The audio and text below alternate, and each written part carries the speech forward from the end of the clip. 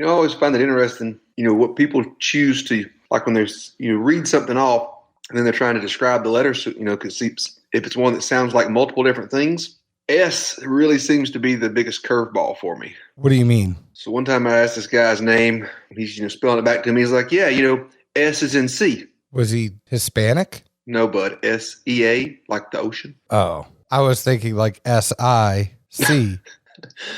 Well, when it first hit me, I thought of S and then C. I thought of the letter C. I at least feel better about my blunder than yours because you really went remedial on that one. Well, that's not remedial. I think I went more advanced to go to another foreign language. But at any rate, so over the weekend, the same situation happened. This lady, like S is Sierra. Where do people come with these like off-the-wall things? No. Like, just say a simple common word. Like S is in shit or something. I don't know. Now, Sierra is actually in the official military B as in Bravo, C as in Charlie, S as in Sierra. That is officially what our military uses. So like what I would say that comes out of your mouth a lot is a lot of Bravo Sierra. As long as the people say bravo, bravo at the end, I don't care.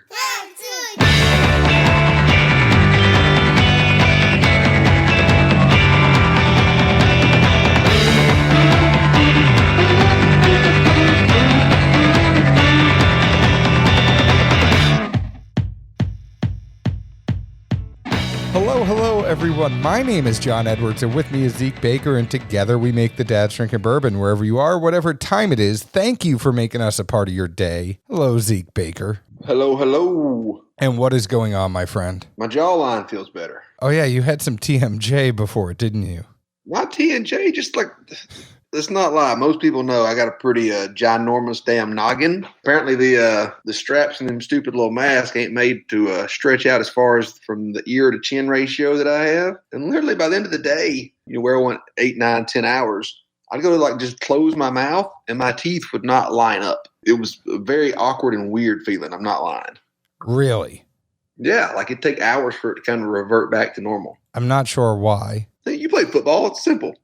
There's the piece in the middle pulling on the chin. Then instead of a permanent, like fixed distance strap, you have two pieces of elastic that one might be pulling more than the other. Might be an improper ratio. So over 8 to 10 hours, that continuously pulls every time you talk in one direction or the other. It shifts the alignment of your jaw.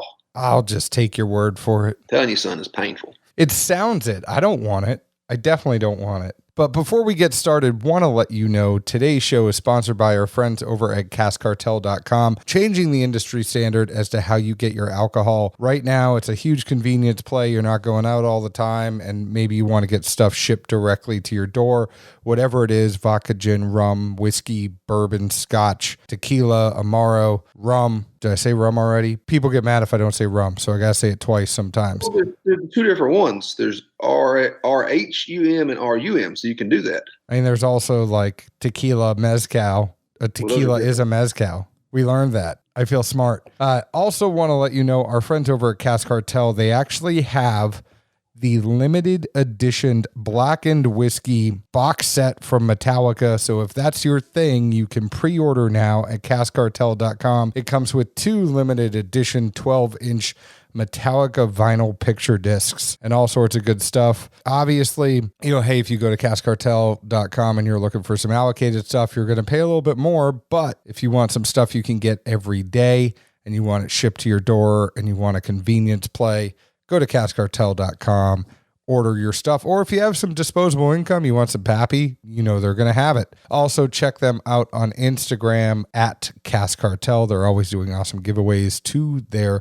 Zeke. You look like Matt, your hair is getting to mad scientist level. Well, I was going to ask, after this weekend, maybe the kiddo could line me up for a cut sometime. I know. Sophia is ready to cut your hair. Now, for those of you that don't know or don't follow me personally, so last Friday, I walk up, I was on a work call and I'm cooking lunch and I walk upstairs. I had Sophia sitting in front of the TV watching something so I could cook her lunch and get on this work call. And I go up the steps, obviously I'm home alone, and I go up the steps and she had taken a pair of the kids like Fisker scissors and given herself a haircut. And she was just had this big ass goofy smile on her face. because she was so proud of what she did. And she's like, I cut my horse's hair and then I cut my hair. And I was like, my jaw had dropped and I was just silent for 60 seconds. I was like, what did you do?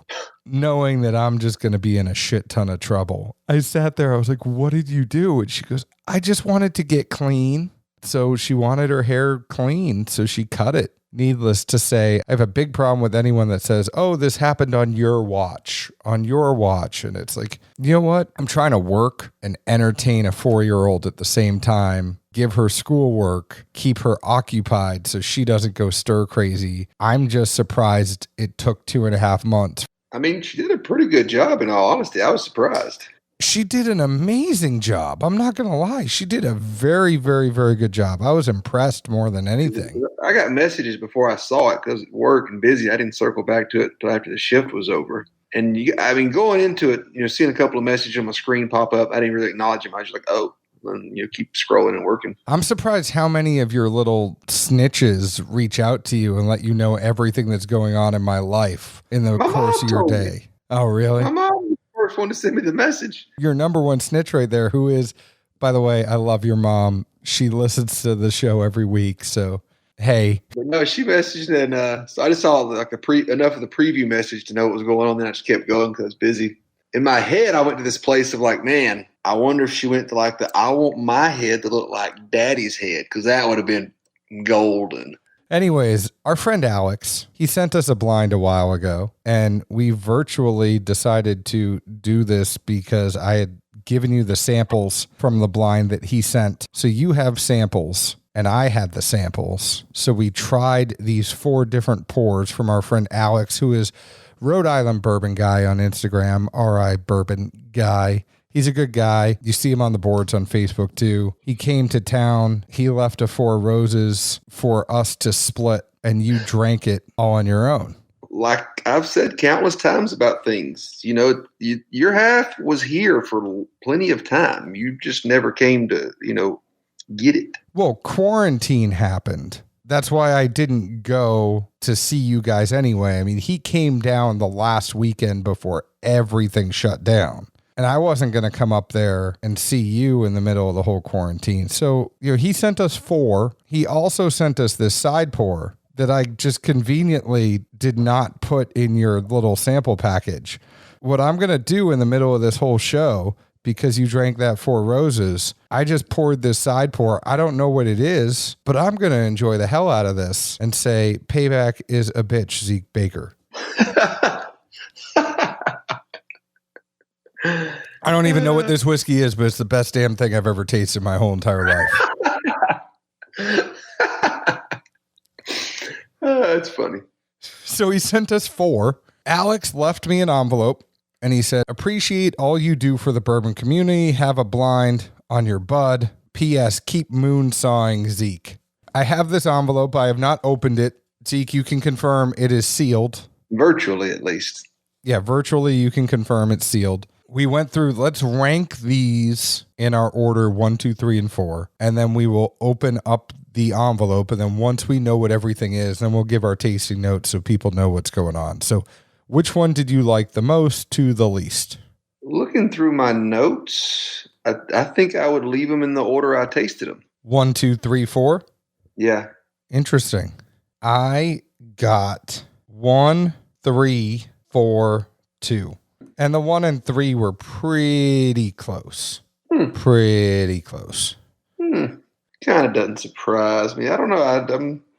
4 really throws me off here. I'm surprised you ranked that high. You're surprised I ranked it above 2? You ranked 4 as your 2, right? No, I said 1, 3, 4, 2. Oh, okay. 1 and 3 were pretty close. It was pretty close for me. It was hard to decide. Okay, let's get into this. I'm opening it up. Lots of little pieces of paper in here. Side pour, enjoy. This seems like a great place to start. Let's learn what Zeke is not drinking.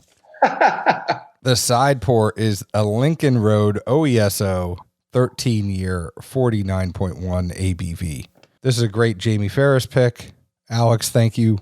I'm really enjoying this Lincoln Road tonight. Is that the one that had the sticker on it? I forget what was on it, but I think it was a dude. Was it O-Face? Yeah. Now, on these other ones, he put down what the name was, so I'm surprised he didn't put down O-Face on this. So we'll have to confirm with him if that was O-Face or not.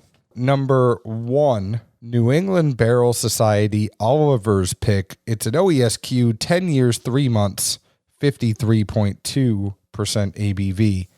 Number 2 is from Town Wine and Spirits in Rhode Island. It is a High West double rye. It's a blend of 2-year-old and 16-year-old rye, finished for 10 months in Pinot Noir. Surprised you had that one second, Zeke. Number 3, New England Barrel Society 15-year Knob Creek, 120 proof, 60% ABV. And number 4 was a New England Barrel Society Whistle Pig, a 2-barrel blend of 10.5-year-old Canadian rye at 118.7 proof. So that's where it went. You went Four Roses, High West, Knob Creek, and Whistle Pig in that order. At least I guessed 2 of the 4 correctly. Which ones did you guess correctly? 1 and 3. I was there with you. That's kind of where I knew 4 was a rye because of the notes I got, and I kind of was really suspecting 2 as a rye. And I'm not surprised you like 2 because it kind of reminded me, it had that pickle note that some Willets have. I don't know where you're jumping all around here. I was just saying I guessed a couple of them, but let's save the notes for each individual one. I only said 1 note. I only said the pickle thing, but let's go through number 1, this OESQ from New England Barrel Society. What did you get on this nose, taste, finish? Nose-wise, I put down oak, dark chocolate, baking spice, and then at a point, it really reminded me of Cipacol.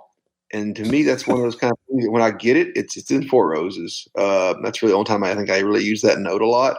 Palate-wise, cherry cola, caramel, got some cinnamon and spicy. Moving into it a little more, got more spice and bite, and then some clove on the very back. And then for the finish, it went with some bite and even a snip of Jaeger almost. Which, if you think about it, don't let the Jaeger throw you off too far. But between the baking spice, the clove, that kind of Cipacol I picked up on the front that was like a cola, and that bite on the back, there's quite a few attributes that are similar to Jaeger if you'll actually, let yourself not remember the bad college days. Yeah, the thing that tipped this off that it was Four Roses for me is that, like, in the beginning, it was really, really, really tough for me to get a nose when I first poured it in the glass. And I'm like, I'm really struggling here. I mean, everything is muted. And then I let it sit out for 15 minutes, 30 minutes as I was going through the whole tasting and went back to it. And that's where I got all the notes. I mean, what I really got on that initial was didn't really get a whole lot on the nose. Taste was subtle yet refined, wood, leather, dry, with a slight kick of spice and tingle. This would really pair well with a cigar on that first pour. And then when you let it sit out, that's where I get all that other stuff that you mentioned, where the fruit really came out, the wood was really toned down, it wasn't as dry as it was in the beginning. I just really enjoyed it, but I had to let this one sit out. What'd you get on number 2? Nose, both wintergreen and butterscotch for the 2 main characteristics I picked up.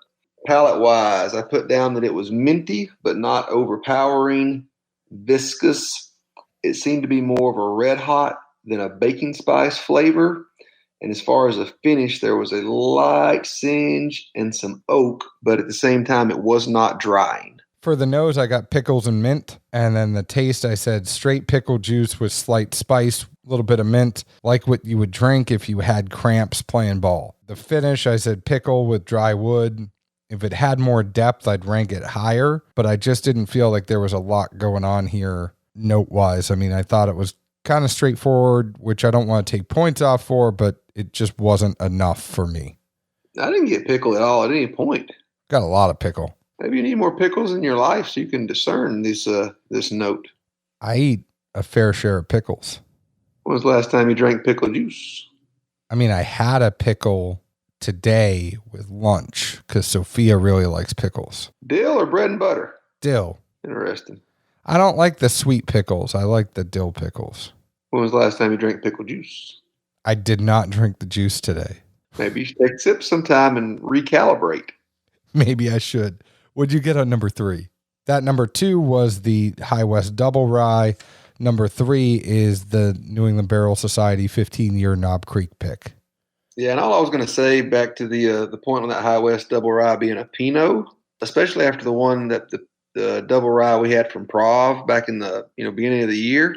For some of these things from High West, I'm just going to say all bets are off depending on what it says. I can't remember what all his had going on with it, but reading it, it sounded like hot garbage. Drinking it, shit, it was good. Real good. Was his a double rye or was it the American Prairie Bourbon? That was a double rye, and it had like 2 different finishes. It was, whatever was in it, on paper, I was like, oh, man. Because I remember I drank it when he wasn't here yet. And I was happy about it because I didn't want to like spit it out in front of his face or something. But then it was like really good. And I was like, oh, well. Well, let's go ahead to this Knob Creek. What'd you get on this one? Nose was juicy fruit, red apples, and dark cherries. But then as I hit the palate, it got really oaky, lots of heat. And the fruit aspect was way underlined. I had to work to find it down in there somewheres. The finish, I just put down that it was starchy. Just reading these notes now, it just sounds like those older KC picks I've had that just have not been my jam. Some folks clam up for them and just, I don't know if it's the age statement or what, but have yet to find one of these older ones that I just really enjoyed at all. I had creamy caramel and cherry on the nose. The taste, I said, the carpet definitely matches the drapes. I had creamy caramel, solid sipper. The proof hits the back of the palate before finish. That's where I had a little bit of heat there. But it was like a candy bar with a touch of cherry in there too. Almost like a chocolate-covered cherry with nuts. And then slight bit of tannin in the roof of my mouth at the finish. This one was interesting because all of the finish for me was concentrated in the roof of my mouth. It doesn't always happen that way, but it was kind of a unique pour in that way. Oh, it just got so dry, starchy, oaky to me on the taste. The more I tried to like it, the less I did. And then last but not least, this Whistle Pig, number 4. It's a blend of 2 barrels, 10.5-year-old Canadian rye. What'd you get on this one? Nose, I put down that it was faint and like just maybe some light hints of corn. I really got nothing out of this. The palate, I put down grassy and wet, and for a finish, it had a weird funk. You could tell that 1 and 3 were bourbons and 2 and 4 were ryes. Yep. But I think you can easily see based on the lack of notes and the type of notes I have on this one, it just did not do anything for me anyway. It was funny. I liked this a little bit more than the High West just because on paper, seeing the Pinot there, I'm like, okay, that's why I really didn't like that. I think Prov's pick had some unique finishes on it, but the reason I ranked number 4 over number 2, and that's the Whistle Pig over the High West, this had a little bit of pine on the nose, but screams rye to me. Just think I knew as soon as I took a sniff of it. I'm like, all right, that's a rye. There was definite rye spice on the taste, but almost with a little campfire to it, with a little bit of toasted wood. It's kind of like, being out in the forest, having a tent, roughing it the right way. None of this glamping crap. Hot dogs on a stick on the fire, all that kind of stuff. I don't think it tasted like hot dog, but it just makes you think of actually camping with that pine with the toasted wood. But like you, I thought it really crashed into the wall on the finish, and the finish has like a chalky, funky mouthfeel. I would have loved this one more. I would have put it up much higher if it just did not crumble on the finish for me. And I guess maybe even where you don't like even the hints of the pickle that show up, it's kind of like, me and Pickle, or, in the rye space, just me and overly grassy and wet ryes. Those are just not my jam at all. I don't mind the pickle if it's like the Willet 900s. I was okay with the pickle. It just depends on if it's just pickle. Like if I get pickle and then it's all pickle, I'm like, all right, all bets are off. Like this is a one-trick pony. The pickle does not tickle me unless there's something else there too. Hanging down? Yeah. Oh, but you were saying you don't like wet rye. Yeah, if it's overly grassy or wet, And I mean, obviously these aren't young. I mean, it's Whistle Pig Pick. It's at least 10 years old, but it didn't come off that way to me. I don't know. Did you say it was both, the blend was both MGP, or was it like MGP and Alberta or something? It was all Canadian rye, which I'm not as big of a fan as the MGP. I don't write it off. Plus, it's Whistle Pig. They blend to a profile. You never get a true straight barrel. I enjoy what Whistle Pig does. This one really just fell apart on the finish. I did not love it. Although, have we ever gone into that before? I mean, we did a Whistle Pig pick live on the air. No, I just mean the fact that they don't do true single barrels. Oh, no, we didn't go into that. Well, I won't go into a ramble on you. We'll save that for another day, but I think we should bring that up at some point. Yeah. We're getting to the end of this show, but do you want to have a longer conversation on it? I mean, I just think it's something people should know, that if they don't, that when you do a pick from there, it is a set number of cases every single time. And they have certain profiles that they only let get out the door. And to me, it's almost the sub 120 proof profile and the above 120 proof profile. And they're fairly distinct, different profiles, and most people go towards one or the other. In this day and age, when folks do a pick and everyone's wanting uniqueness and, just like the power of the Blantons, the power of the single barrel, where you're doing a pick, but then they go behind you and blend it to a profile. Like, I don't know. I mean, I don't want to spend that much money on a bottle that's not a true something I picked. No, I get that. Thankfully we did a pick with a collaboration. It was Elixir and Whiskey House and you and me and Heinz. And yeah, I mean, it was great juice. I just think that's something I would like people to know, for folks that are listening that may not be aware of things like that, is, yeah, it's kind of picked, but it's also kind of blended.